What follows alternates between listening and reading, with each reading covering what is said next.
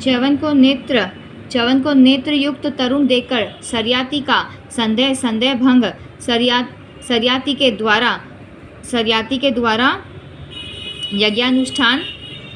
द्वारा यज्ञानुष्ठान और उसमें च्यवन की कृपा से अश्विनी कुमारों को सोमरस का अधिकार प्राप्त होना, राजा रेवत का ब्रह्मलोक में जाना। राजा जन्मेजय ने पूछा, महात्मा च्यवन मुनि ने दिव्य चिकित्सक अश्विनी कुमारों को किस प्रकार सोमरस पीने का अधिकारी बनाया?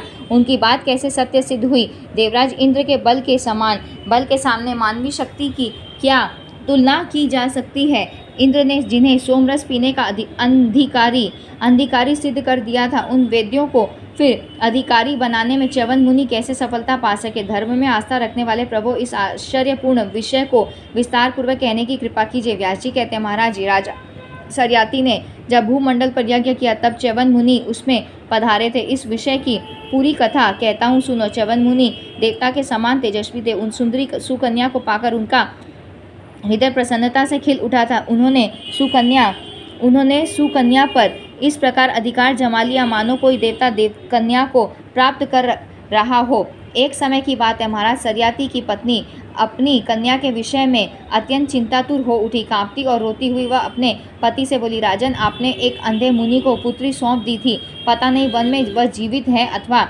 उसके प्राण निकल गए। आपको सम्यक प्रकार से उसे देखना चाहिए। नाथ, आप एक बार सुकन्या को देखने के लिए आदरपूर्वक च्यवन मुनि के आश्रम पर जाइए। देखिए, वैसे अयोग्य पति को पाकर वह कैसे अपना जीवन बिता रही है। राजर्षि पुत्री के दुख से मेरे हृदय में आग धधक रही है। तब से दुर्बल शरीर वाली मेरी उस विशाल नयनी कन्या को एक बार मेरे पास लाने की कृपा कीजिए। नेत्रहीन पति पाकर उसे अनेक प्रकार के कष्ट भोगने पड़ते होंगे। वह वृक्षों की छाल पहनती होगी। मैं अपनी उस क्षीणकाय पुत्री को तुरंत देखना चाहती हूँ। राजा सरियाती ने कहा, विशालाक्षी वरारोहे, मैं अभी प्रिय पुत्री सुकन्या को देखने के लिए उत्तम व्रत का आचरण करने वाले मुनि के पास आदरपूर्वक जा रहा हूँ। व्यास जी कहते हैं, शोक से अत्यंत घबराई हुई अपनी पत्नी से इस प्रकार कहकर राजा सरियाती रानी को साथ लेकर तुरंत रथ पर बैठे और मुनि के आश्रम की ओर चल पड़े। आश्रम के निकट पहुंचने पर उन्हें एक नवयुवक मुनि दिखाई पड़े। जान पड़ता था मानो देव कुमार हो। देवता के आकार में च्यवन मुनि को देखकर महाराज सरियाती बड़े विस्मय में पड़ गए। उन्होंने सोचा, मेरी पुत्री ने यह लोक में निंदा कराने वाला कोई नीच कर्म तो नहीं कर डाला। च्यवन मुनि बूढ़े हैं, संभव है वे मर गए हों और इसने कोई दूसरा पति चुन लिया हो। कोई कितना भी शांतचित्त अथवा निर्धन क्यों न हो, किंतु काम की पीड़ा से कुत्सित कर्म कर ही बैठता है। वह यह कामदेव बड़ा ही दुस्सह है। युवा अवस्था में तो इसका वेग और भी बढ़ जाता है। पवित्र मुन वंश में इसने एक अत्यंत अमिट कलंक लगा दिया। जिसकी ऐसी नीच कर्म करने वाली पुत्री हो, उस पुरुष को धिक्कार है। मेरे द्वारा भी स्वार्थवश ही यह अनुचित कर्म बन गया था, क्योंकि मैंने समझबूझकर भी नेत्रहीन और वृद्ध मुनि को पुत्री सौंप दी। पिता को चाहिए कि भली भांति सोच समझकर किसी योग्य वर के साथ अपनी कन्या का विवाह करे। मैंने जैसा कर्म किया वैसा ही फल मेरे सामने आ गया। इस समय मैं यदि इस नीच कर्म करने वाली दुष्चरित्रा कन्या को मार डालता हूँ तो कभी न मिटने वाली स्त्री हत्या का दोष लगेगा। विशेषतः यह अपनी ही तो पुत्री भी है। इस परम प्रसिद्ध मुन वंश को मैंने कलंकित कर दिया। जगत में मेरी घोर निंदा होगी। क्या करूं, कुछ समझ में नहीं आता। इस प्रकार राजा सरियाती चिंता के अगाध सागर में गोते खा रहे थे। संयोगवश सुकन्या की उन पर दृष्टि पड़ गई। उसने देखा पिताजी अत्यंत व्याकुल हैं। फिर तो महाराज सरियाती की यह स्थिति देखकर सुकन्या तुरंत उनके पास आ गई और आदरपूर्वक उनसे पूछने लगी, पिताजी, मालूम होता है कमल के समान नेत्र वाले इन नवयुवक मुनि को देखकर आपके मन में विचार उत्पन्न हो रहा है। चिंता से आपकी आंखें घबराई हुई जान पड़ती हैं। मुनवंश को सुशोभित करने वाले राजेंद्र, आप श्रेष्ठ पुरुष हैं। आइए मेरे इन पतिदेव को प्रणाम कीजिए। इस समय विषाद करना बिल्कुल अवांछनीय है। व्यास जी कहते हैं, अपनी पुत्री सुकन्या की यह बात सुनकर राजा सरियाती, जो दुख तथा क्रोध से संतप्त हो रहे थे, सामने उपस्थित सुकन्या के प्रति बोले। राजा ने कहा, बेटी, वह परम तपस्वी बूढ़े च्यवन मुनि कहाँ गए? यह मदोन्मत्त नवयुवक पुरुष कौन है? इस विषय में मुझे महान संदेह हो रहा है।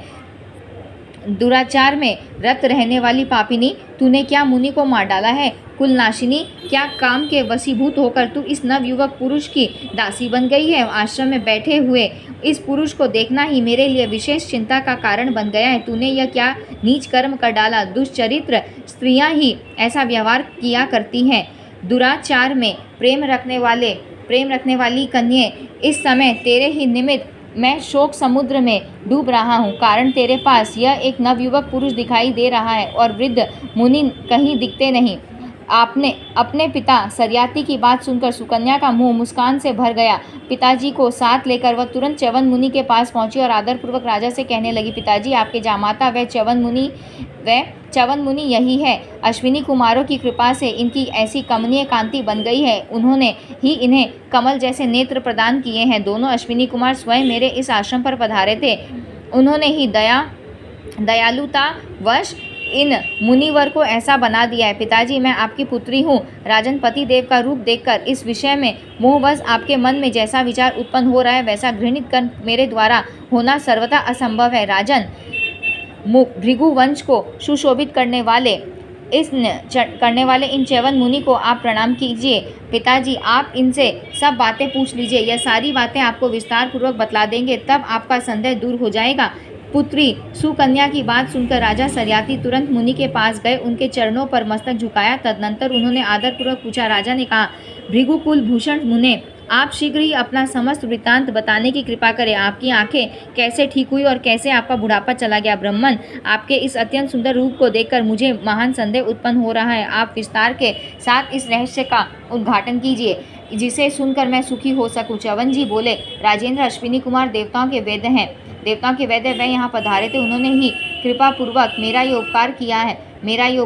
उस उपकार के बदले में मैंने उन्हें वर दिया है। आप दोनों सज्जनों को राजा के यज्ञ में मैं सोमरस पीने का अधिकारी बना दूंगा। महाराज, इस प्रकार देव वैद्यों के द्वारा मुझे तरुण अवस्था और वे विमल नेत्र प्राप्त हुए हैं। आप शांतचित्त होकर इस पवित्र आसन पर विराजिए। च्यवन मुनि के इस प्रकार कहने पर राजा सरियाती सुखपूर्वक आसन पर बैठ गए। पास ही रानी भी बैठ गई। महात्मा च्यवन जी से कल्याणमयी बातें होने लगी। उन्होंने विस्तार से सारी घटनाएं आद्योपांत राजा को सुना दी। तत्पश्चात मुनिवर च्यवन ने सांत्वना देते हुए राजा सरियाती से कहा, महाराज, मैं आपके यहाँ यज्ञ कराऊंगा। आप सामग्री संग्रह कीजिए। मेरे प्रयास से आप लोग सोमरस का पान कर सकेंगे। इस प्रकार की प्रतिज्ञा मैं अश्विनी कुमारों के प्रति कर चुका हूँ। नृपश्रेष्ठ, आपके विशाल यज्ञ में ही मेरी यह प्रतिज्ञा पूरी होगी। राजेंद्र, आपके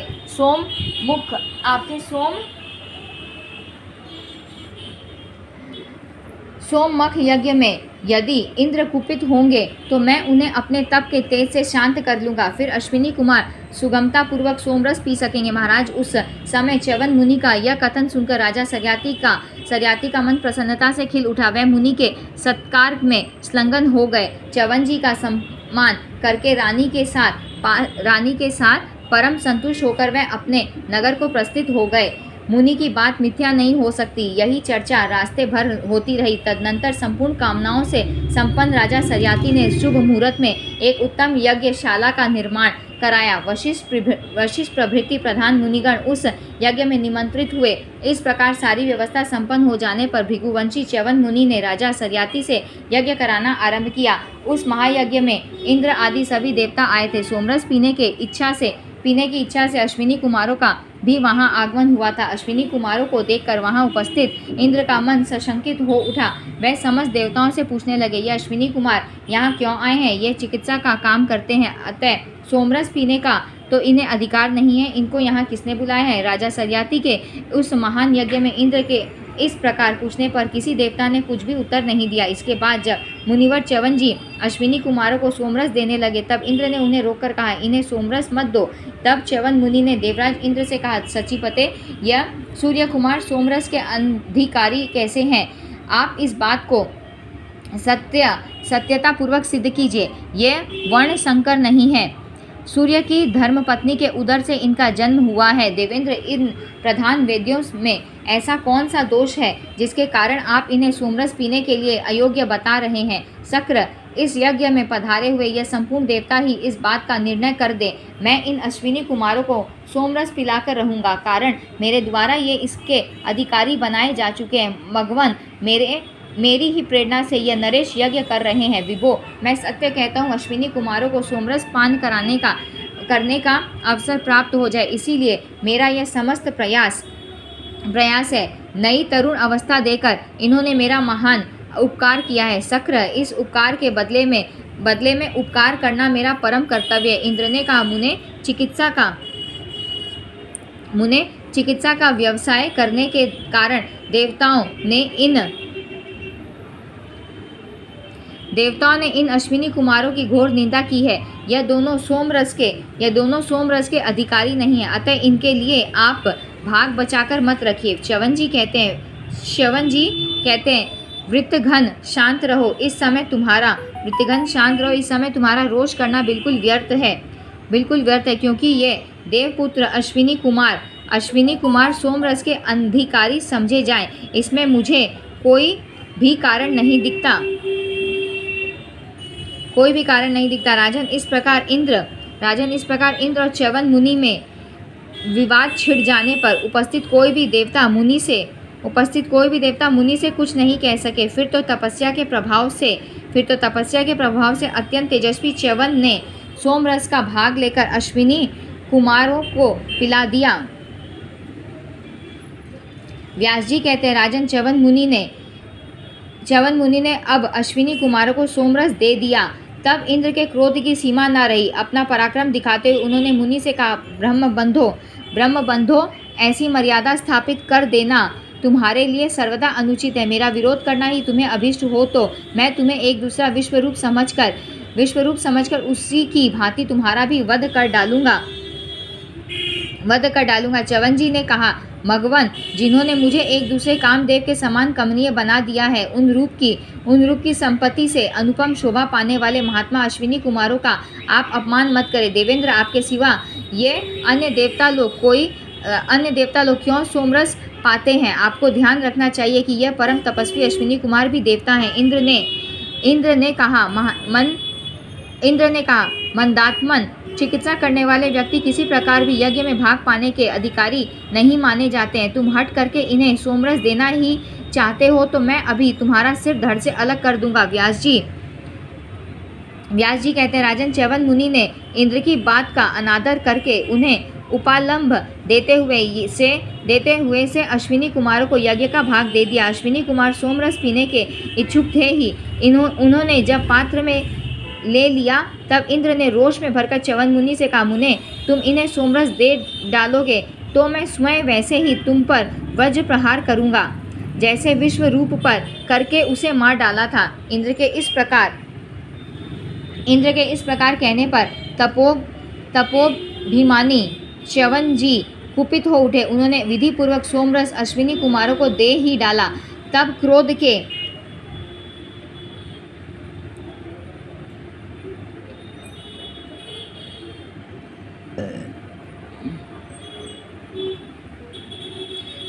के आवेश में आकर इंद्र ने भी करोड़ों सूर्यों के समान चमकते हुए अपने अस्त्र वज्र को संपूर्ण देवताओं के सामने ही च्यवन जी पर चला दिया। इंद्र के तेज की सीमा नहीं थी, फिर भी उनके चलाए हुए वज्र को देखकर च्यवन जी ने अपने तप के प्रभाव से उसे स्तंभित कर दिया। साथ ही उन महातेजा मुनिवर ने कृत्या उत्पन्न करके उसके द्वारा इंद्र को मरवा डालने के विचार से अग्नि में मंत्रपूर्वक आहुति देना आरंभ कर दिया। उनकी तपस्या के प्रभाव से आहुति पड़ते ही कृत्या उत्पन्न हो गई।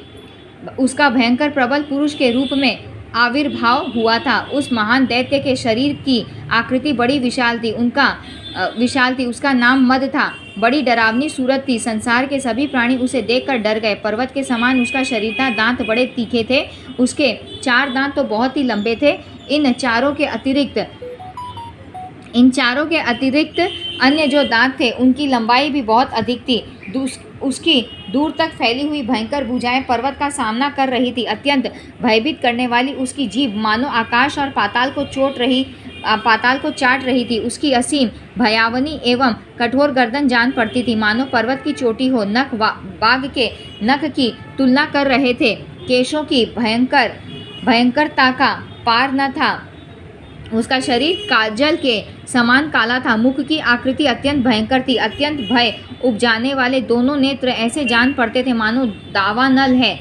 उसका एक ओट पृथ्वी पर और दूसरा आकाश पर पहुंचा हुआ था। इस प्रकार विशाल शरीर वाले उस मद नामक दानव की उत्पत्ति हो गई। उसे देखकर संपूर्ण देवता डर गए। इंद्र के मन में भी आतंक छा गया। अब युद्ध करने की बात मन से जाती रही। वह दैत्य वज्र को मुख में लेकर आकाश को व्याप्त करते हुए सामने खड़ा था। जान पड़ता था मानो क्रूर दृष्टि वाला यह दानव त्रिलोकी को खा जाएगा। निगल जाने के विचार से कुपित हो वह इंद्र के ऊपर टूट पड़ा। हाँ, अब हम मारे गए, यों कहकर संपूर्ण देवता जोर जोर से चिल्लाने लगे। इंद्र उस दैत्य पर वज्र चलाना चाहते थे, परंतु उनकी भुजाएं कुंठित थी, अतः वह उसे मारने में असमर्थ रहे। अब वज्रधारी देवराज ने काल की तुलना करने वाले उस दानव को देखकर सामयिक समस्या सुलझाने में कुशल अपने आचार्य बृहस्पति का मन ही मन स्मरण किया। स्मरण करते उदार बुद्धि बृहस्पति जी तुरंत वहां आ गए। देखा महान विपत्ति जैसी दयनीय दशा में इंद्र उलझे हुए हैं। कर्तव्य के विषय में कुछ समय तक मन ही मन विचार करके उन्होंने सचिपति इंद्र से कहा, वासव मद नामधारी यह महान बलशाली दानव मंत्रों से अथवा वज्र से मार डाला जाए यह असंभव है, क्योंकि च्यवन ऋषि की तपस्या का प्रतीक भूत यह भयानक दैत्य यज्ञ की वेदी से उत्पन्न हुआ है। देवेश, यह शत्रु मेरे तुम्हारे तथा देवताओं के रोकने से नहीं रुक सकता, अतः तुम महात्मा च्यवन जी की शरण में जाओ। वह अवश्य अपने द्वारा उत्पन्न की हुई कृत्या का समन कर देंगे। भगवती जगदम्बा के भक्त के रोष को विफल करने में कहीं कोई भी समर्थ नहीं हो सकता। व्यास जी कहते हैं, राजन, इस प्रकार बृहस्पति के कहने पर भयभीत हुए इंद्र च्यवन मुनि के पास गए, नम्रतापूर्वक सिर झुकाकर प्रणाम किया और कहा, मुनिवर क्षमा कीजिए और इस प्रचंड असुर को समन करने की कृपा कीजिए। सर्वज्ञ, आप प्रसन्न हो जाइए, मैं आपकी आज्ञा पालन करने के लिए तैयार हूँ। भार्गव, आज से यह अश्विनी कुमार सोमरस पाने के अधिकारी मान लिए जाएंगे। ब्राह्मण देवता, आप प्रसन्न हो जाएं, मेरी बात सर्वदा सत्य है। तपोधन, आपने अश्विनी कुमारों को सोमरस का अधिकारी बनाने के लिए जो परिश्रम किया है वह सफल हो गया। धर्मज्ञ, मैं जानता हूँ आप कोई निष्प्रयोजन कार्य नहीं करेंगे। अब यह अश्विनी कुमार आपकी कृपा से यज्ञ में निरंतर सोमरस पान करेंगे। साथ ही राजा सरियाती की कीर्ति भी जगत में फैल जाएगी। मुनिवर, मेरे द्वारा जो यह कार्य हुआ है इसमें आपके प्रचंड पराक्रम की परीक्षा लेना ही मेरा उद्देश्य था, ऐसा समझ लेना चाहिए। ब्राह्मण, आप मेरे हित चिंतक होकर इस उन्नतिशील मद नामक असुर को तुरंत छिपा लीजिए। संपूर्ण देवताओं का कल्याण करना आपके ऊपर निर्भर है। इंद्र के इस प्रकार प्रार्थना करने पर परम अर्थ के ज्ञाता च्यवन मुनि ने विरोध से उत्पन्न हुए प्रचंड क्रोध को शांत कर दिया। साथ ही घबराए हुए देवराज को आश्वासन देकर स्त्री, मदिरा पान, जुआ और शिकार प्रभृति स्थानों में मद के रहने की व्यवस्था कर दी। उस समय इंद्र भय के कारण चकित से हो गए थे। यो इंद्र को आश्वासन देकर संपूर्ण देवताओं को कार्य में नियुक्त करके च्यवन मुनि ने राजा सरियाती का यज्ञ पूरा किया। यज्ञ संपन्न हो जाने पर उसमें जो संस्कृत सोमरस था उसे महान धर्मात्मा श्री च्यवन जी ने पहले महात्मा इंद्र को पिलाया। इसके बाद अश्विनी कुमारों को पीने की आज्ञा दी। राजन, इस प्रकार च्यवन मुनि की तपस्या के प्रभाव से सूर्यनंदन महानुभाव अश्विनी कुमारों को सोमरस का अधिकार सम्यक रूप से प्राप्त हो गया। यज्ञ स्तंभ से शोभा पाने वाला वह सरोवर भी तब से विख्यात हो गया। मुनि के आश्रम की प्रसिद्धि भूमंडल पर सर्वत्र फैल गई। इस कार्य से राजा सरियाती भी बहुत प्रसन्न हुए। यज्ञ समाप्त होने के पश्चात उन्होंने अपने मंत्रियों के साथ नगर की यात्रा की। उन प्रतापी धर्मज्ञ नरेश ने राजधानी में जाकर अपना कार्यभार संभाल लिया। उनके पुत्र अनर्थ हुए और अनर्थ के रेवत शत्रुओं को परास्त करने वाले रेवत ने बीच समुद्र में कुश स्थली नामक नगरी बसाई और वहीं रहकर वह अनर्थ देश से संबंध रखने वाले विषयों का उपभोग करने लगे। उनके 100 पुत्र हुए। सबसे बड़े पुत्र का नाम ककुम्भी था। उनके रेवती नामक एक पुत्री हुई। वह बड़ी ही सुंदरी और संपूर्ण शुभ लक्षणों से संपन्न थी। जब वह विवाह के योग्य हो गई तब महाराज रेवत किसी कुलीन राजकुमार के विषय में विचार करने लगे। उस समय राजा रेवत आनर्त देश में रेवत नामक पर्वत पर रहकर राज्य कर रहे थे। उन्होंने मन ही मन सोचा, यह कन्या किसे देना उचित होगा। अच्छा तो यह होता कि सर्वज्ञानी देवपूज्य ब्रह्मा जी के पास जाकर उन्हीं से पूछा जाता। इस प्रकार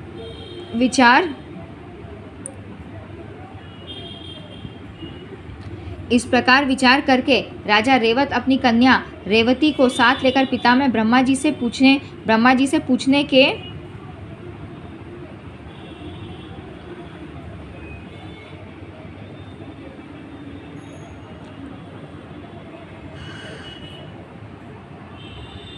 के लिए तुरंत ब्रह्मलोक में जा पहुंचे। उस समय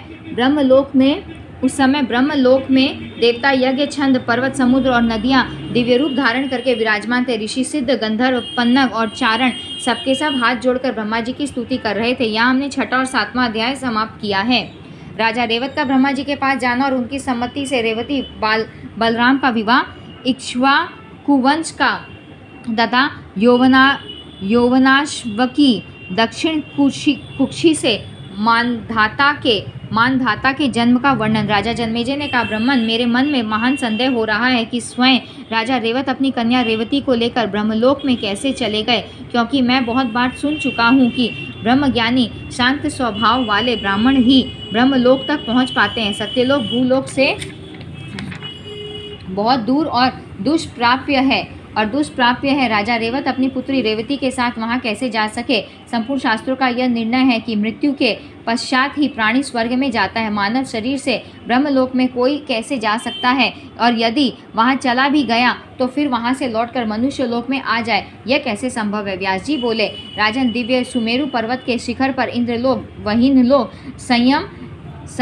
निपुरी, सत्यलोक, कैलाश और वैकुंठ आदि लोक विद्यमान हैं। वैकुंठ को ही वैष्णव पद कहते हैं। जैसे धनुष धारण करने वाले कुंती नंदन अर्जुन इंद्र के लोक में गए थे और वहां 5 वर्ष तक ठहरे रहे। इस मानव शरीर से ही इंद्र के पास उनका जाना हुआ था। ऐसे ही ककुत्स प्रभृति दूसरे बहुत से नरेश भी स्वर्गलोक में पहुंच चुके हैं। अतएव राजेंद्र, इस विषय में किसी प्रकार का भी संदेह नहीं करना चाहिए। पुण्यात्मा और तपस्वी समर्थ पुरुष प्राय सभी लोकों में आ जा सकते हैं। मनुजेंद्र जैसे पुण्य और सद्भाव को भी ब्रह्मादि लोकों में जाने की योग्यता प्राप्त होने में कारण माना जाता है। वैसे ही यज्ञशील पवित्रात्मा पुरुष यज्ञ के प्रभाव से वहां जाने के अधिकारी हो जाते हैं। राजा जन्मेजय ने पूछा, ब्राह्मण, महाराज रेवत ने अपनी सुंदरी नेत्रों वाली कन्या रेवती को साथ लेकर ब्रह्मलोक में जाने के पश्चात क्या किया? ब्रह्मा जी ने उन्हें क्या आज्ञा दी? फिर उन नरेश ने अपनी पुत्री का विवाह किसके साथ किया? भगवान, अब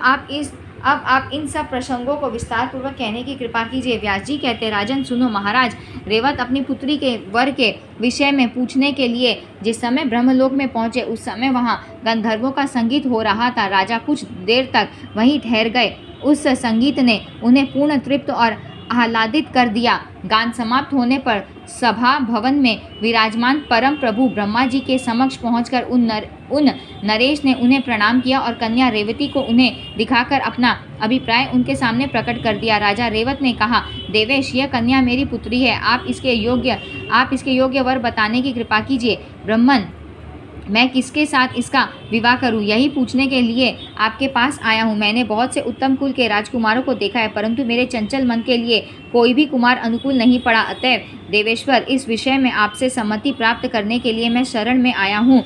सर्वज्ञ प्रभो, आप किसी ऐसे सुयोग्य राजकुमार को बतलाइए जो कुलीन, बलवान, संपूर्ण शुभ लक्षणों से संपन्न, दानी और धर्मात्मा हो। व्यास जी कहते, राजन, राजा रेवत की बात सुनकर संसार की सृष्टि करने वाले ब्रह्मा जी मुस्कुराए।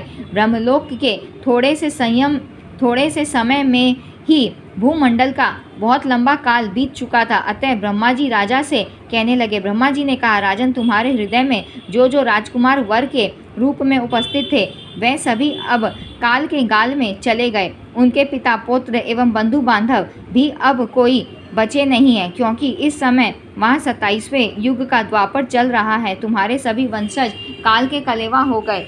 अब वह पूरी भी नहीं है। दैत्यों ने उसे नष्ट भ्रष्ट कर डाला। इस समय वहाँ चंद्रवंशी राजा राज्य कर रहे हैं। वह पूरी अब मथुरा कहलाती है। राजा उग्रसेन वहाँ के शासक है। ययाति के वंश में उनका जन्म हुआ है। पूरा मथुरा मंडल उनके अधीन था, परंतु उन्हीं नरेश का एक पुत्र कंस नाम से विख्यात हुआ। देवताओं से द्रोह करने वाला वह महाबली पुत्र दैत्य के अंश से उत्पन्न था। उसने अपने पिता उग्रसेन को कारागार में डालकर राज्य का प्रबंध स्वयं अपने हाथ में ले लिया था। राजाओं में वह सबसे बढ़ चढ़कर अहंकारी था।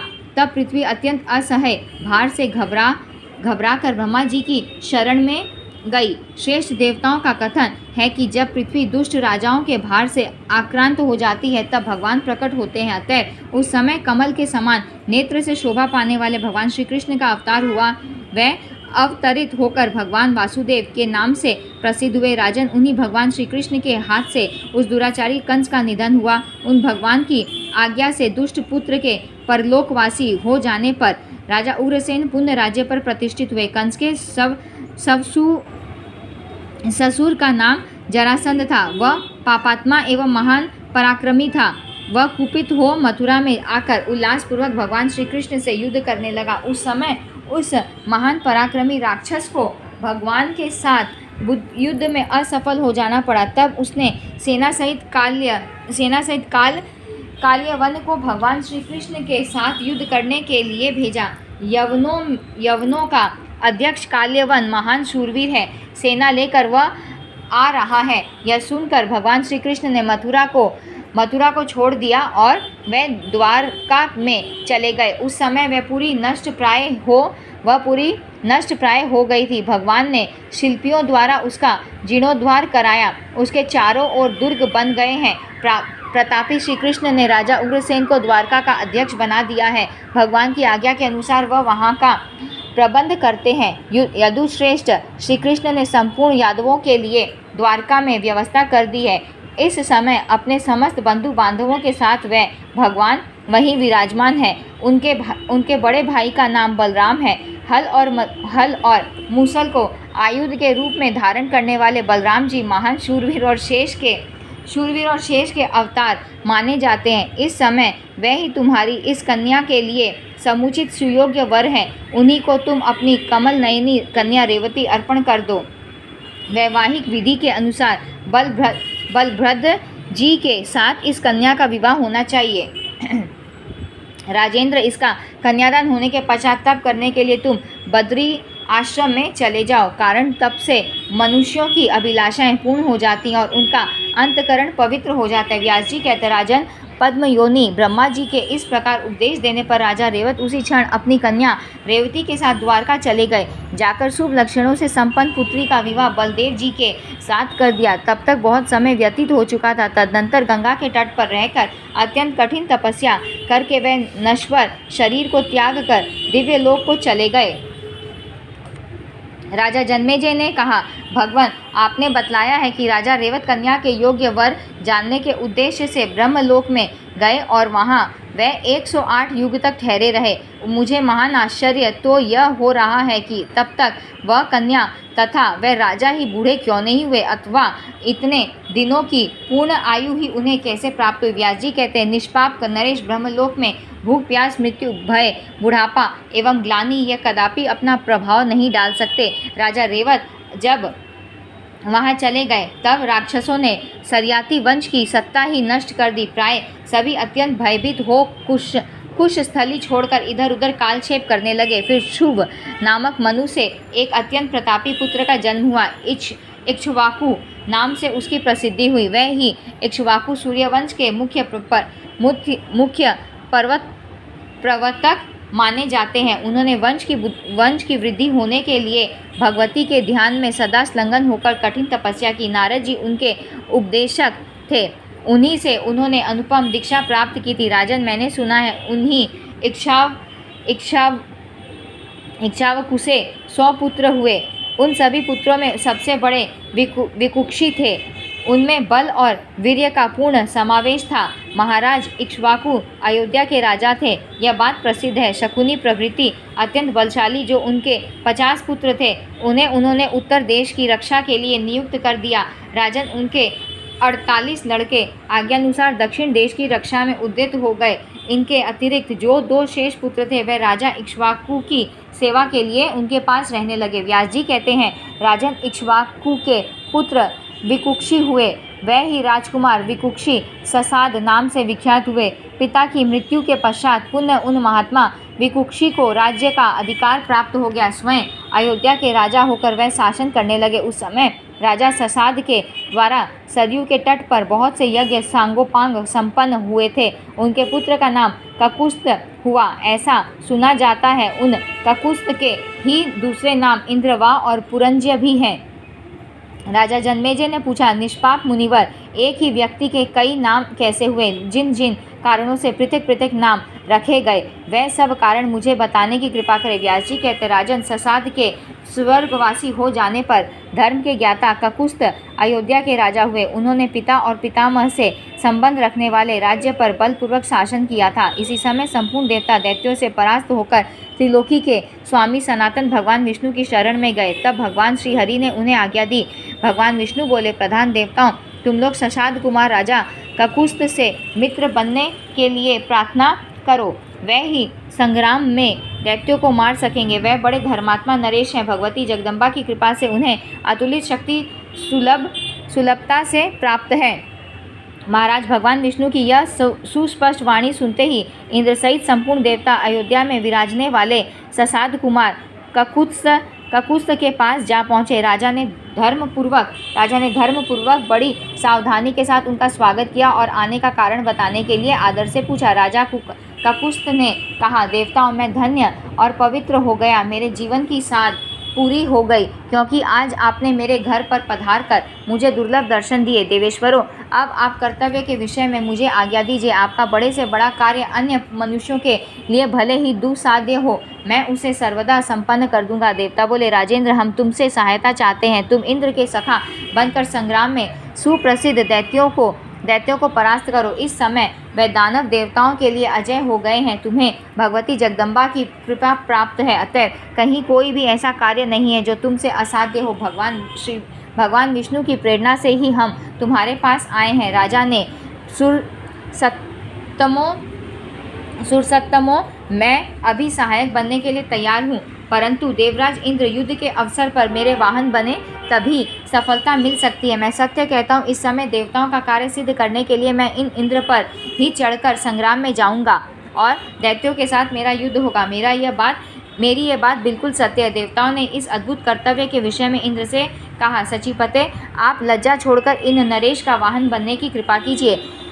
यह सुनकर इंद्र बड़े भारी संकोच में पड़ गए। फिर भी भगवान विष्णु के बारंबार प्रेरणा करने पर उन्होंने तुरंत वृषभ का रूप धारण कर लिया, मानो भगवान शिव के कोई दूसरे नंदीश्वर ही हो। संग्राम में जाने के लिए राजा इन्हीं पर सवार हुए। वृषभ रूपधारी इंद्र के ककुद पर बैठे थे, जिससे इनका एक नाम ककुस्त पड़ गया। इंद्र को अपना वाहन बनाया था, इससे इनका एक दूसरा नाम इंद्रवा हुआ। दैत्यों के पूर्व पर विजय प्राप्त की थी, जिससे पुरंज्य इस तीसरे नाम से यह प्रसिद्ध हुए। तदनंतर महाबाहु ककुस्त ने दैत्यों को जीतकर उनकी सम्मति देवताओं को सौंप दी।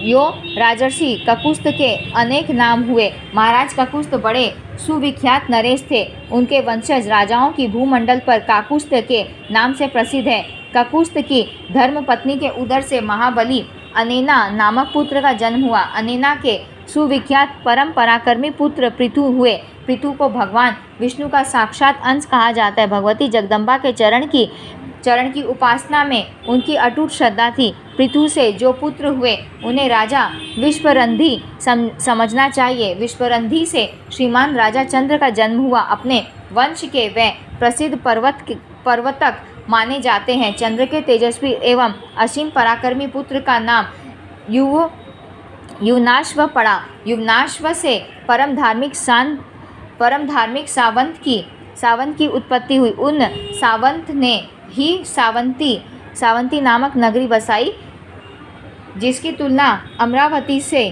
की जा सकती है। महात्मा सावंत के पुत्र बृहदशव हुए। बृहदशव से राजा कुवलाश्व का जन्म हुआ।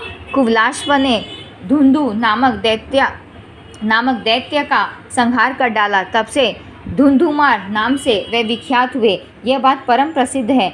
कुवलाश्व के पुत्र दृढ़ाश्व हुए, जिन्होंने पृथ्वी की सम्यक प्रकार से रक्षा की थी। दृढ़ाश्व के सुयोग्य पुत्र श्रीमान हर्यश्व कहे गए हैं। हर्यश्व के पुत्र को राजा निकुंभ कहा गया है। निकुंभ के पुत्र बहर्णाश्व और बहर्णाश्व के पुत्र कृशाश्व हुए। कृशाश्व के बलशाली एवं सत्य पराक्रमी पुत्र का नाम प्रसेनजित हुआ। प्रसेनजित के पुत्र महान भाग्यशाली यौवनाश्व का नाम सर्व प्रसिद्ध है। यौवनाश्व से श्रीमान राजा मानधाता की उत्पत्ति हुई है, जिन्होंने 108 भव्य भवनों का निर्माण कराया था। मानद भगवती जगदम्बा को संतुष्ट करने के लिए उन्होंने महान तीर्थ स्थानों में वह मंदिर बनवाए थे। माता के गर्भ में न रहकर पिता के उदर से ही उनकी उत्पत्ति हुई थी। पिता के पेट को फाड़कर उन्हें निकाला गया था। राजा जन्मेजय ने कहा, महाभाग राजा मानधाता के जन्म के विषय में यह कैसी कल्पनातीत बात आपने कही है। ऐसी बात तो कहीं भी सुनने देखने को नहीं मिली थी। अब आप उन नरेश के जन्म का कारण विस्तार पूर्वक बताने की कृपा कीजिए। वह सर्वांग सुंदर पुत्र राजा यौवनाश्व के उदर से जैसे उत्पन्न हुआ, कृपा वह पूरा प्रसंग स्पष्ट करके कहिए। व्यास जी कहते, राजन, परम धार्मिक राजा यौवनाश्व के 100 रानियां थी, परंतु किसी से कोई संतान नहीं हुई। इस कारण वह प्राय चिंतातुर रहते थे। तदनंतर संतान के लिए अत्यंत खिन्न होकर वह वन में चले गए और ऋषियों के पवित्र आश्रम पर उनका समय व्यतीत होने लगा। वहाँ बहुत से ब्राह्मण तपस्या कर रहे थे। उन नरेश को उदास देखकर ब्राह्मणों के हृदय में दया उत्पन्न हो गई। अतः उन ब्राह्मणों ने राजा यौवनाश्व से पूछा, नरेश, तुम इतने चिंतित क्यों हो? महाराज, कौन सा मानसिक संताप तुम्हें इतना कष्ट दे रहा है? अपनी सच्ची बात बताने की कृपा करो। तुम्हारा दुख दूर करने के लिए हम यथासाध्य भली भांति यत्न करेंगे। राजा यौवनाश्व ने कहा, मुनियों, मेरे पास राज्य, धन एवं उत्तम श्रेणी के बहुत से घोड़े विद्यमान हैं। महल में सैकड़ों साध्वी रानियां हैं। त्रिलोकी भर में कोई भी ऐसा शत्रु नहीं है जो मुझसे बलवान हो। मंत्री और सामंत नरेश सब के सब मेरी आज्ञा के पालन में तत्पर रहते हैं। तपस्वियों, संतान न होने का ही एकमात्र दुख मुझे सता रहा है। इसके सिवा दूसरा कोई भी दुख नहीं है। तपस्वियों, आप लोगों ने महान परिश्रम करके वेद और शास्त्र के रहस्य को जान लिया है। अब आपकी समझ में मुझ संतान कामी व्यक्ति के लिए जो उचित हो वह बताने की कृपा करें। तापसो, आपकी यदि मुझ पर कृपा है तो मेरे इस कार्य को संपन्न करने में आप तत्पर हो जाएं। व्यास जी कहते, राजन महाराज, यौवनाश्व की बात सुनकर उन ब्राह्मणों का मन कृपा से भर गया। उन्होंने बड़ी सावधानी के साथ राजा से एक यज्ञ करवाया, जिसमें प्रधान देवता इंद्र माने गए थे। ब्राह्मणों ने जल से भरा हुआ एक कलश वहां रखवाया था। राजा को संतान हो जाए, इस उद्देश्य को लेकर वैदिक मंत्रों द्वारा उस कलश का अभिमंत्रण किया गया था। राजा यौवनाश्व को रात में बड़ी प्यास लग गई। वह उस यज्ञशाला में चले गए। देखा सभी ब्राह्मण सोए हैं, कहीं भी जल नहीं है। तब प्यास के मारे वह उस अभिमंत्रित जल को ही स्वयं पी गए। ब्राह्मणों ने विधि पूर्वक मंत्रों से संस्कृत करके वह जल रानी के लिए रखा था। राजेंद्र, अज्ञानवश वह जल राजा के पेट में चला गया। प्रातःकाल जब ब्राह्मणों ने देखा कि कलश में जल बिल्कुल नहीं है, तब उन्होंने महान सशंकित होकर राजा से पूछा, किसने यह जल पिया है? राजा ही जल पी गए हैं। यह बात जानकर वे समझ गए कि देव सबसे बढ़कर बलवान है। तदनंतर यज्ञ की पूर्णाहुति कराकर वह सभी मुनिगण अपने घर पधारे। मंत्र के प्रभाव से स्वयं राजा के पेट में ही गर्भ स्थित हो गया। समय पूर्ण होने पर इन महाराज यौवनाश्व का दाहिना कोख चीरा गया, जिससे पुत्र की उत्पत्ति हुई। इस प्रकार पुत्र निकालने का सारा श्रेय राजा के सुयोग्य मंत्रियों के ऊपर निर्भर था। देवताओं की कृपा से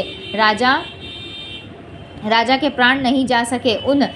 उस समय मंत्री लोग बड़े जोर से चिल्ला उठे, यह कुमार अब किसका दूध पिएगा? इतने में इंद्र ने झट उसके मुख में अपनी तर्जनी अंगुली देकर यह वचन कहा कि मैं इसकी रक्षा करूंगा। समय पाकर वह ही महान प्रतापी राजा मानधाता हुए। राजन, उन नरेश की उत्पत्ति का यही प्रसंग है। यहाँ हमने 8वां और 9वां अध्याय समाप्त किया है। सत्यव्रत का सत्यव्रत का त्रिशंकु नाम होने का कारण भगवती की कृपा से सत्यव्रत की शाप मुक्ति, सत्यव्रत का सदैव स्वर्ग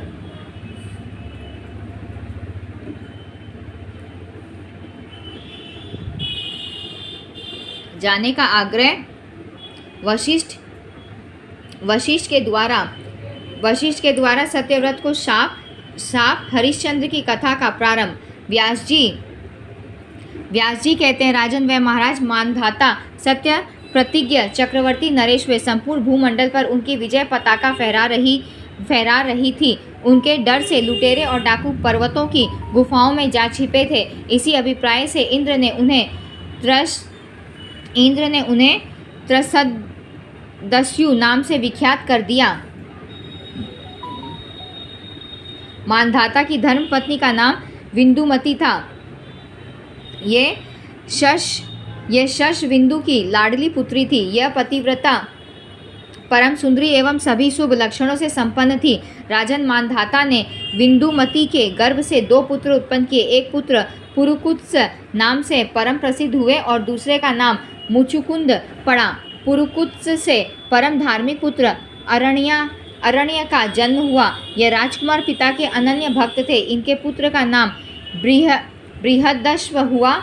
बृहदश्व के धर्मात्मा एवं परमार्थ ज्ञानी पुत्र हर्षव के त्रिधनवा और त्रिधनवा के अरुण हुए। अरुण का पुत्र सत्यव्रत नाम से प्रसिद्ध हुआ। उसके पास अटूट संपत्ति थी। वह स्वेच्छाचारी, कामी, मूर्ख और अत्यंत लोभी निकल गया। उस नीच राजकुमार को एक अपराध के कारण पिताजी ने घर से निकाल दिया। फिर अन्यान्य अपराधों के कारण वशिष्ठ जी ने उसको यह शाप दे दिया कि भूमंडल पर तेरी त्रिशंकु नाम से प्रसिद्धि होगी। तुम संपूर्ण प्राणियों को अपना पैशाचिक रूप ही दिखा सकेगा। व्यास जी कहते हैं, राजन, इस प्रकार वशिष्ठ जी के द्वारा शापग्रस्त होने पर सत्यव्रत ने कठिन तपस्या आरंभ कर दी। किसी एक मुनि पुत्र ने उसे श्रेष्ठ मंत्र बता दिया। परम कल्याण स्वरूपी प्रकृतिमयी भगवती जगदम्बा का ध्यान करते हुए वह उस मंत्र का जप करने लगा। राजा जन्मेजय ने कहा, महामते, वशिष्ठ जी के शाप दे देने पर वह राजकुमार त्रिशंकु शाप से कैसे मुक्त हुआ, यह प्रसंग मुझे बताने की कृपा करें। व्यास जी बोले, राजन, शाप के कारण सत्यव्रत में पिशाच के सभी लक्षण आ गए थे, परंतु उसने भगवती की आराधना आरंभ कर दी थी। एक समय की बात है, सत्यव्रत नवाक्षर मंत्र का जप समाप्त करके हवन कराने के लिए ब्राह्मणों के पास गया और भक्तिपूर्वक उन्हें प्रणाम कर कहने लगा, भूदेवों, मैं आपकी शरण में आया हूँ। आप लोग मेरी बात सुनिए। इस समय आप सभी महानुभाव मेरे यज्ञ में ऋत्विज होने की कृपा कीजिए। आप लोग वेद के ज्ञाता एवं परम कृपालु हैं। कार्य में सफलता प्राप्त होने के लिए विधिपूर्वक जप के दशांश हवन की व्यवस्था आप पर निर्भर है। वेदज्ञ शिरोमणि ब्राह्मणों, मेरा नाम सत्यव्रत है। मैं एक राजकुमार हूँ। मैं सम्यक प्रकार से सुखी हो जाऊँ, एतर्द मेरे इस कार्य का संपादन आप लोगों को करना चाहिए। राजकुमार सत्यव्रत की बात सुनकर ब्राह्मणों ने उससे कहा, भाई, तुम्हारे गुरुदेव तुम्हें शाप दे चुके हैं। इस समय तुम में पूरी पेशाचिकता आई हुई है। तुम्हारा वेद में अधिकार नहीं रह गया है, अतः तुम यज्ञ नहीं कर सकते, क्योंकि पेशाचिकता आ जाने पर प्राणी संपूर्ण लोकों में निंद समझा जाता है। व्यास जी कहते, जन्मेजय, ब्राह्मणों की यह बात सुनकर राजा सत्यव्रत के दुख की सीमा नहीं रही। उसने सोचा, आज मेरे इस जीवन को धिक्कार है। वन में रहकर मैं क्या करूं? पिता ने मुझे त्याग दिया है। गुरु से मैं अत्यंत शापग्रस्त हूँ। राज्य पर मेरा किंचित भी अधिकार नहीं रहा। घोर पेशाची वृत्ति मुझे घेरे है। ऐसी स्थिति में अब मैं क्या करूं? यों विचार कर उस राजकुमार ने लकड़ी बटोर कर एक बहुत बड़ी चिता तैयार की। भगवती जगदम्बा का स्मरण करके वह उस चिता में बैठने की बात सोचने लगा। आग लगा देने पर चिता प्रज्वलित हो उठी। राजकुमार सत्यव्रत ने पहले स्नान किया, तदनंतर चिता के सामने हाथ जोड़कर भगवती महामाया का स्मरण करके वह चिता में बैठने के लिए प्रस्तुत हो गया। राजकुमार मरने पर तुल गया है, यह जानकर स्वयं भगवती जगदम्बा उसके सामने आकर आकाश में प्रकट हो गई। महाराज, उस समय भगवती सिंह पर सवार थी। उन्होंने राजकुमार सत्यव्रत को दर्शन देकर मेघ के समान गंभीर वाणी में कहा। देवी बोली, साधो, तुम ये क्या कर रहे हो? अग्नि में शरीर को मत होमो। महाभाग, अभी शांत रहो। अब तुम्हारे पिता वृद्ध हो चुके हैं वीर, वह तुम्हें राज्य सौंपकर तपस्या करने के लिए वन में जाने ही वाले हैं। राजन, खेद प्रकट करना छोड़ दो। आज से तीसरे दिन तुम्हारे पिता के मंत्रीगण तुम्हें ले जाने के लिए आएंगे। मेरी कृपा के वशीभूत राजा के द्वारा राज्य पर तुम्हारा अभिषेक होगा। इसके बाद तुम्हारे निष्कामी पिता ब्रह्मलोक में सिधारेंगे। यह बिल्कुल निश्चित है। व्यास जी कहते हैं, राजन, इस प्रकार सत्यव्रत से कहकर भगवती वही अंतर्ध्यान हो गई। राजकुमार जो चिता में जलने के लिए तैयार था रुक गया। उसी समय महात्मा नारद जी अयोध्या में पधारे। उन्होंने आदि से अंत तक सारी बातें राजा को कह सुनाई। जब उन महात्मा नरेश ने सुना कि पुत्र इस प्रकार मरने को तैयार है, तब उनके मन में बड़ी ग्लानि हुई। वह तरह तरह की बातें सोचने लगे। फिर महाराज अरुण ने मंत्रियों से कहा, आप लोग मेरे पुत्र सत्यव्रत के अनुपम कार्य से पूर्ण परिचित हैं। उस बुद्धिमान पुत्र को मैंने वन में जाने की आज्ञा दे दी थी। यद्यपि परमार्थ की अच्छी जानकारी रखने वाला वह पुत्र राज्य का अधिकारी था, फिर भी मेरी आज्ञा से वह तुरंत जंगल में चला गया। मुझे पता लगा है कि मेरा वह क्षमाशील कुमार अभी उस जंगल में ही निर्धन होकर कालक्षेप कर रहा है। वशिष्ठ जी ने साप देकर उसे पिशाच के समान बना दिया है। वह दुख से अत्यंत घबराकर आग में जल जाने के लिए तैयार हो गया था, परंतु भगवती जगदम्बा ने उसे इस कार्य से रोक दिया है। फिर वह वहीं रहता है। अतः आप लोग शीघ्र जाइए और मेरे उस पुत्र को आश्वासन देकर तुरंत यहाँ लाने का प्रयत्न कीजिए। मेरा वह ओरस पुत्र प्रजा की रक्षा करने में पूर्ण कुशल है। मैंने अब तपस्या करने का निश्चय कर लिया है, अतः राज्य पर सत्यव्रत का अभिषेक करके मैं शांतिपूर्वक वन में चला जाऊँगा। यूँ कहकर राजा अरुण ने मंत्रियों को भेज दिया। उस समय राजकुमार को लाने की ही धुन उन्हें लगी थी। उनके मन में सत्यव्रत के प्रति अपार प्रेम उमड़ रहा था। तदनंतर मंत्रीगण गए और उन्होंने राजकुमार महात्मा सत्यव्रत को आश्वासन देकर सम्मानपूर्वक अयोध्या में लाकर उपस्थित कर दिया। राजा अरुण ने देखा सत्यव्रत अत्यंत दुर्बल हो गया है। उसके शरीर पर मैले कुचेले वस्त्र हैं, बड़े हुए केशों की जटा बंध गई है। वह अति चिंतातुर और भयंकर जान पड़ता है। फिर तो राजा ने सोचा, मैंने इस पुत्र को वनवासी बनाकर कितना निष्ठुर कर्म कर डाला। धर्म को निश्चित रूप से जानते हुए भी मैंने इस विद्वान एवं राज्य के अधिकारी पुत्र की यह दुर्दशा कर डाली। राजन, इस प्रकार मन ही मन सोचने के पश्चात महाराज अरुण ने राजकुमार सत्यव्रत को हृदय से चिपटा लिया। सम्यक प्रकार से आश्वासन देकर उसे अपने पास ही एक आसन पर बैठाया। जब राजकुमार बैठ गया तब नीति शास्त्र के पारगामी विद्वान राजा अरुण प्रेम पूर्वक उसे प्रेम गदगद वाणी से कहने लगे। राजा अरुण ने कहा, पुत्र, तुम्हारी बुद्धि धर्म में अटल रहे। तुम्हें बड़ों का सदा सम्मान करना चाहिए। न्यायपूर्वक मिले हुए धन को ही अपने खजाने में रखना चाहिए। तुम्हारे प्रयत्न से प्रजा निरंतर सुरक्षित रहे। तुम न कभी झूठ बोलना और न निंदित मार्ग पर पैर रखना। श्रेष्ठ पुरुषों के आज्ञानुसार ही तुम्हें कार्य करना चाहिए। तपस्वी लोग तुमसे सदा सम्मान पाते रहें। दुष्ट लुटेरों का दमन करना, इंद्रियों पर विजय प्राप्त किए रहना। पुत्र, कार्य में सफलता प्राप्त करने के लिए राजा को चाहिए कि वह मंत्रियों के साथ सदा आवश्यक गुप्त मंत्रणा करता रहे। पुत्र, राजा सबका आत्मा समझा जाता है। छोटे शत्रु की भी वह उपेक्षा न करे। नम्र मंत्री भी यदि शत्रु से मिला हो तो उस पर विश्वास नहीं करना चाहिए। शत्रु और मित्र सब में सर्वदा गुप्तचर नियुक्त रखे जाएं। तुम धर्म में आस्था रखना, प्रतिदिन दान करना, कोरी बात न करना, दुष्टों का साथ कभी मत करना, भांति भांति के यज्ञों में संलग्न रहना, महर्षि गण का सदा सत्कार करते रहना, स्त्री, जुआरी और नपुंसक पर कभी भी विश्वास न करना, शिकार में अत्यंत आदर बुद्धि रखना सर्वदा निषिद्ध है। जुआ, मदिरा, अश्लील गान और वैश्या, इनसे स्वयं बचना और प्रजा को भी इनसे सदा बचाना। सदा सर्वदा ब्राह्म मुहूर्त में उठ जाना। स्नान आदि सभी नित्य नियमों से निर्वृत्त होकर विधि पूर्वक परम आद्याशक्ति भगवती जगदम्बा की पूजा करना। दीक्षित होकर भक्ति के साथ उनका अर्चन करना।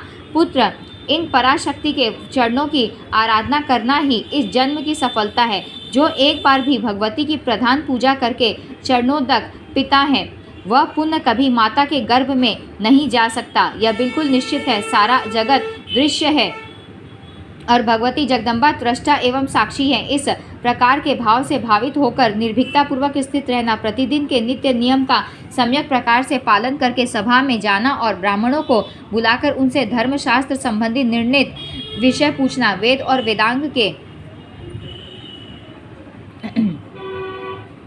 पारगामी आदरणीय ब्राह्मणों की पूजा करके उन सुयोग्य पात्रों को गो, सोना आदि दान देना, किसी भी मूर्ख ब्राह्मण की कभी पूजा न करना, कभी किसी मूर्ख ब्राह्मण को कुछ देना ही पड़ जाए तो भोजन से अधिक न देना। पुत्र, तुम किसी भी परिस्थिति में लोभवश धर्म का उल्लंघन कभी मत करना। इसके सिवा तुम्हारा एक परम कर्तव्य यह है कि तुम्हारे द्वारा कभी भी ब्राह्मणों का अपमान न हो जाए, क्योंकि ब्राह्मण भूदेव हैं, पृथ्वी पर वे साक्षात देवता माने जाते हैं। अतः उनका यत्नपूर्वक सम्मान करना ही वांछनीय है। क्षत्रियों के कारण ब्राह्मण ही है, इसमें कोई संदेह नहीं। जल से अग्नि की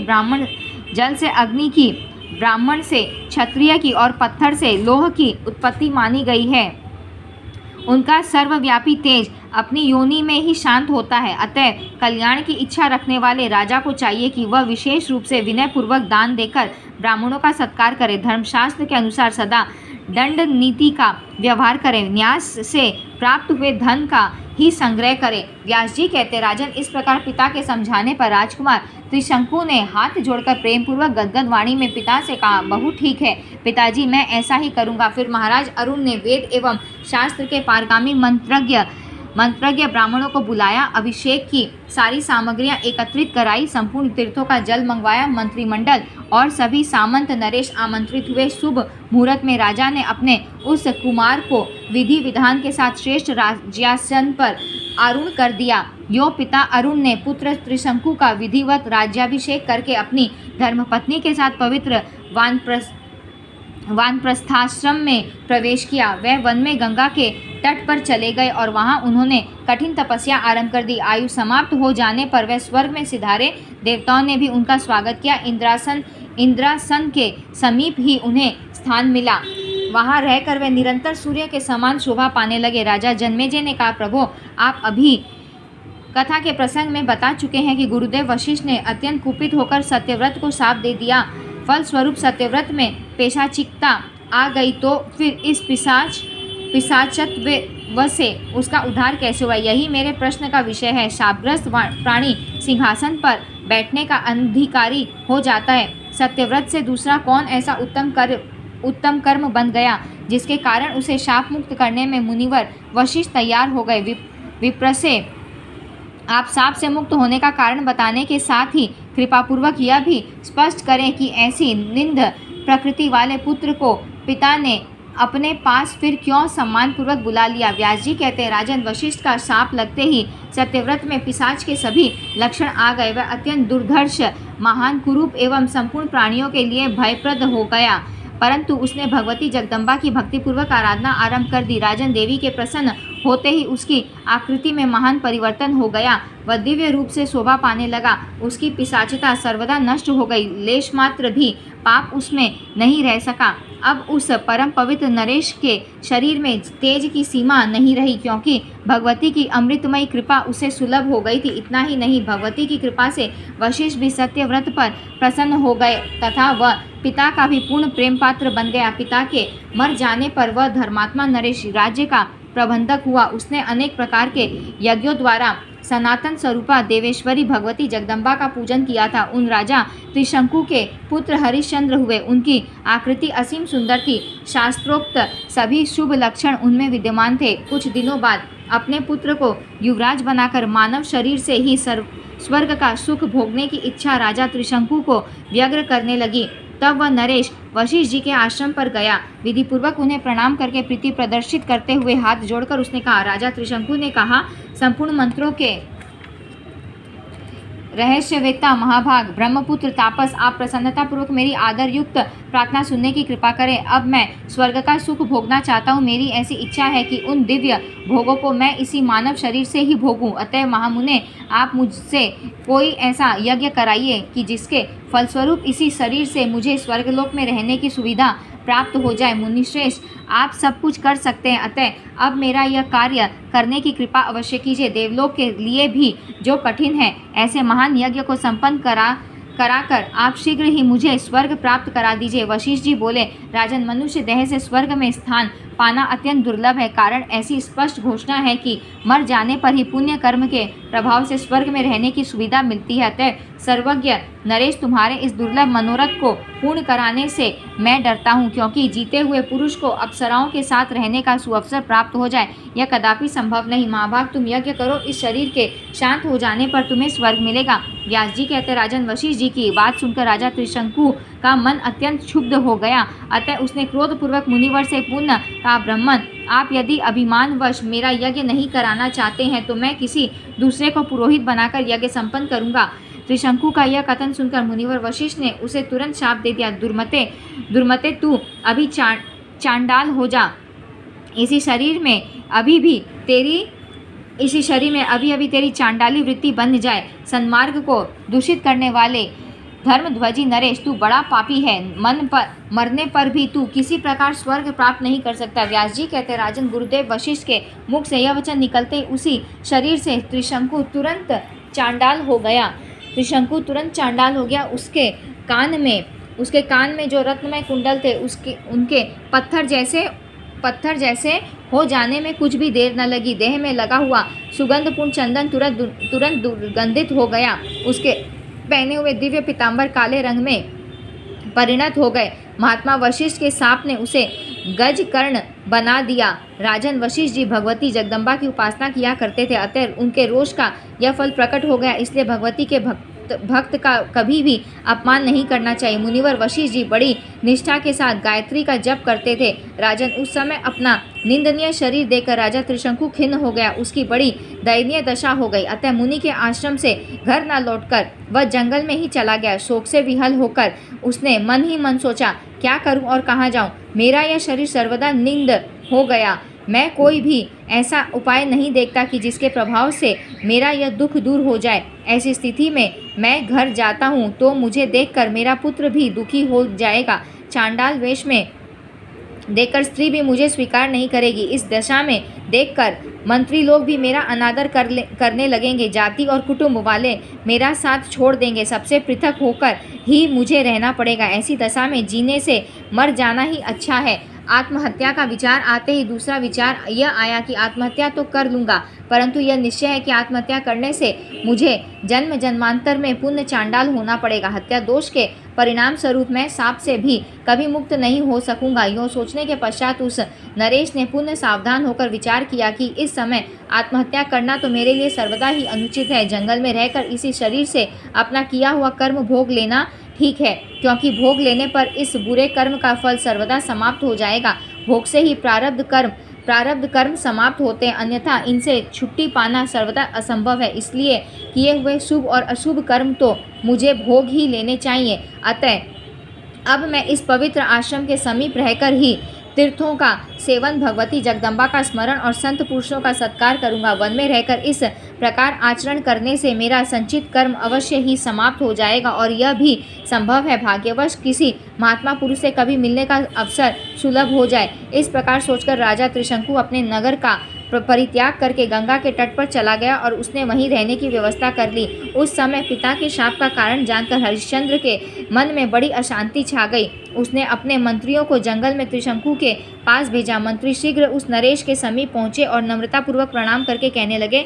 उस समय चांडाल वेश वाला त्रिशंकु बार बार लंबी सांस छोड़ रहा था। मंत्री बोले, राजन, तुम्हारे पुत्र की आज्ञा से हम लोग यहाँ आए हैं। हम हरिश्चंद्र के आज्ञा पालक मंत्री हैं, ऐसा समझ लेना चाहिए। राजन, तुम्हारे पुत्र हरिश्चंद्र इस समय युवराज के पद पर प्रतिष्ठित हैं। उन्होंने जो कहा है वह सुनो। हमारे प्रति उनका कथन है कि तुम लोग मेरे पिताजी को सम्मानपूर्वक यहाँ ले आओ। अतएव राजन, अब तुम सारी चिंताएं छोड़कर अपने राज्य में चलने की कृपा करो। संपूर्ण मंत्री और प्रजावर्ग तुम्हारी सेवा करेंगे। हम लोग गुरु वशिष्ठ को भी प्रसन्न करने की चेष्टा करेंगे, जिससे उनकी दया दया प्राप्त हो जाए। संभव है वह महान तेजस्वी गुरुदेव प्रसन्न होकर तुम्हारा दुख दूर कर देंगे। राजन, तुम्हारे पुत्र ने इस बात को बार बार दोहराया है, अतः यदि यह बात जच जाए तो इसी समय अपने महल पर चलने की कृपा करो। व्यास जी कहते, राजन, चांडाल के वेश वाले उस राजा त्रिशंकु ने मंत्रियों की उपयुक्त बातें तो सुन ली, परंतु अपने नगर को जाने की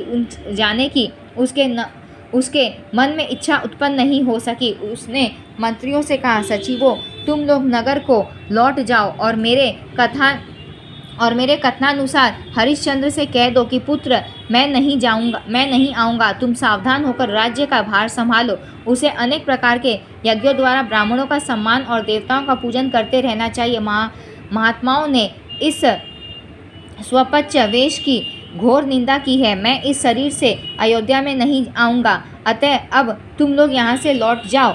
देर करना ठीक नहीं। मेरा पुत्र हरिश्चंद्र महान पराक्रमी पुरुष है। उसे राज्यासन पर बिठाकर राज्य का समुचित प्रबंध करने का प्रयत्न करो। इतनी यह मेरी आज्ञा है। इस प्रकार त्रिशंकु के उपदेश देने पर मंत्रियों की आंखों में आंसू भर आए। तदनंतर वानप्रस्थ जीवन व्यतीत करने वाले राजा त्रिशंकु को प्रणाम करके वह तुरंत वहां से लौट गए। अयोध्या में आकर राजकुमार हरिश्चंद्र को तिलकधारी नरेश बना दिया। उनके द्वारा एक परम पवित्र दिन में यह अभिषेक का कार्य सविधि संपन्न हुआ था। राजा के आज्ञानुसार मंत्रियों ने जब हरिश्चंद्र का अभिषेक कर दिया, तब उस परम तेजस्वी धर्मात्मा नरेश ने राज्य की बागडोर अपने हाथ में ले ली। उस समय भी पिता की दयनीय दशा पर उसके मन में बड़ा विचार हो रहा था। यहाँ हमने 10वां से लेकर 12वां अध्याय समाप्त किया है।